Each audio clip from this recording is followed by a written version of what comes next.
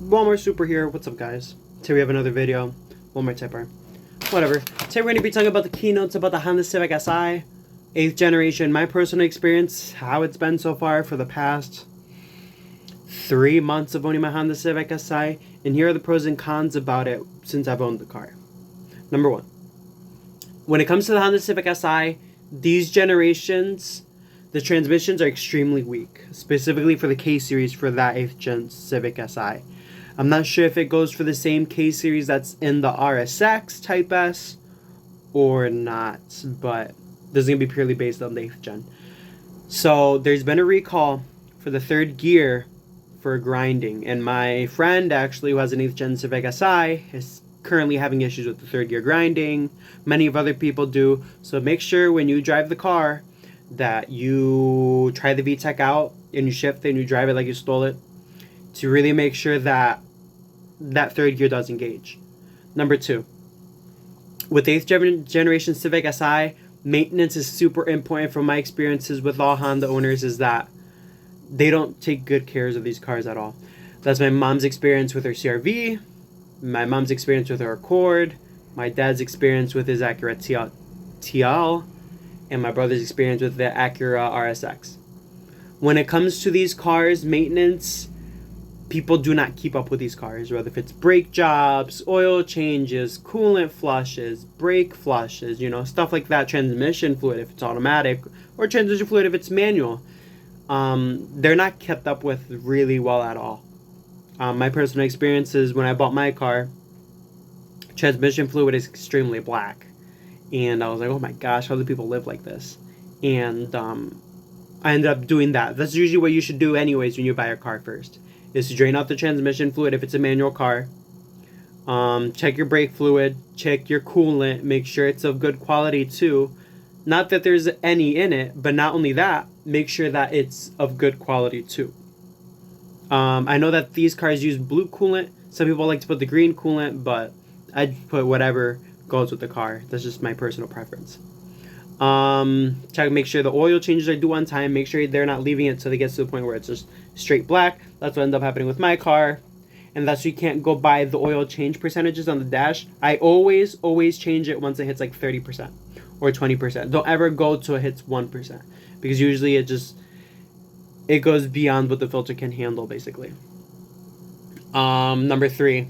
With these cars, the paint fades extremely bad by the clear coat. Every single 8th generation Honda Civic, in general, not specifically to the Si, the paint jobs are horrible. They're cheap. They're like water paint. I don't know, but something like that. So make sure that if it does have a paint job, then you're good to go. But if it doesn't, it has the original paint job, but it's still in good condition, make sure that you're waxing the car and you're using a paste wax. Don't use a spray wax, because it'll make a days of a difference and it will last a lot longer. You're supposed to be spraying wax on your car every season, not every 2 seasons, not every year. You're supposed to be spraying wax and cleaning your car and applying whatever protectant you want on it every season. So spring, winter, summer, fall, you want to be using that stuff. And cleaning your car regularly too. And I think I was at number 4. Number 4, we have to realize about these cars. These cars are constantly beat on. So the Civic Si's, you really have to be having an ear open for rattles of the timing chain, the VTC when they start on the car first, and those stuff. Because these VTCs on these cars, they fail very frequently, and I bet you've heard of them before. When you see your neighbor starting his Honda Civic, or his the other neighbor starting his Accord, or another neighbor starting a CR-V, they hear it rattles. It's really common, so keep an eye out for that. I think it was at number 6. Number 6, it's gonna have to be the expensive stuff about these cars. So if you're having transmission issues, or if you see a Honda Civic Si with transmission issues, a little secret is don't buy it, because these transmissions can range pretty high prices for them. So for this example, we used a K20, and we're just going to look at purely transmissions. And here's a little bit of quick examples. K20Z3 trans. And these are for beginners, you know. If you guys have been in the Honda Civic game, you guys already know this stuff. So we have right there. That's a good example. That's a used transmission, open diff. Look at that. $2,000 just for that transmission. Used conditions. This particular part will only. How much miles does it even have? So it's coming from a salvage yard, and they're telling you that. I don't think it's giving you mileage, so that's. I guess that's a pretty good example. Civic SI, PNM Z3 6-speed. Look at this again.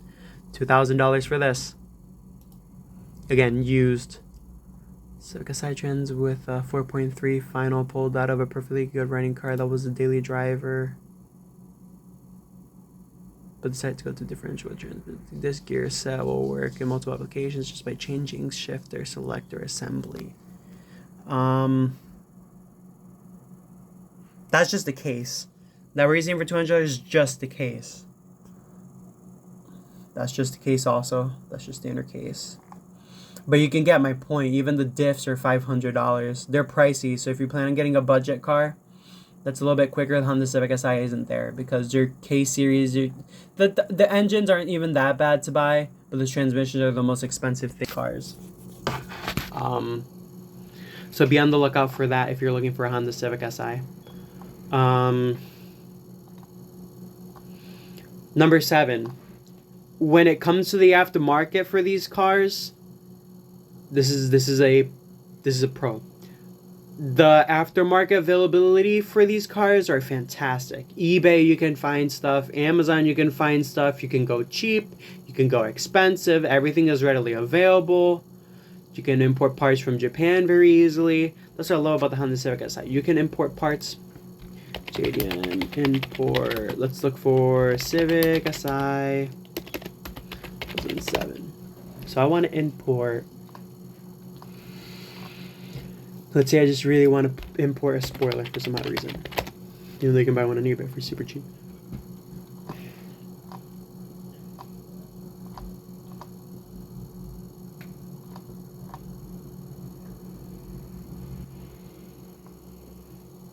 The perfect example of this would be the front end, actually. You can import the front ends to these cars very easily for not much prices at all. It can probably range you around, I think, probably like $1,000 for a rear end swap, which isn't too bad because that comes with taillights. If I stand correctly, taillights, rear bumper, and the trunk for the sedans. I think that's what you'd have to swap. Yeah, so you'd have to swap all that, spoilers, whatever. Yeah, so stuff for these cars are easily available if you wanted it. Number 9, when it comes to these cars, the community for these SIs or any Honda Civic at that, there's a big community for them. Even the 90s, the 03s, the 07s, you know, the 9th, the 10th, the 11th generation. There's just a wide variety of groups and people willing to help custom make stuff for you. There's just such a great community out there that getting a Honda Civic Si is almost like a no-brainer when it comes to performance. Because as a good example, when it comes to the Toyota Celica GTS, it's rare to find parts for those cars. It's pricey. And then not only that, availability is kind of shady too. So you don't want to be put in that position, especially when you're trying to build a car and stuff breaks. Number 10, last but not least, if you give these cars the maintenance that it needs and you don't beat on it like any other car, you give it maintenance, you do oil changes, every routine stuff on time, and if parts need replacement, you replace them as soon as possible and you don't wait till last minute. You take care of your paint, you take care of the body of the car, you use rust protectant on the bottom of the car, and you wash the bottom of the car with hot water. You drive it frequently. You don't take it for small drives because small drives can ruin engines. I don't know if you guys knew that, but small drives will ruin engines. You have to drive the car frequently and take it out often. That's the secret to keeping an engine for lasting a long time.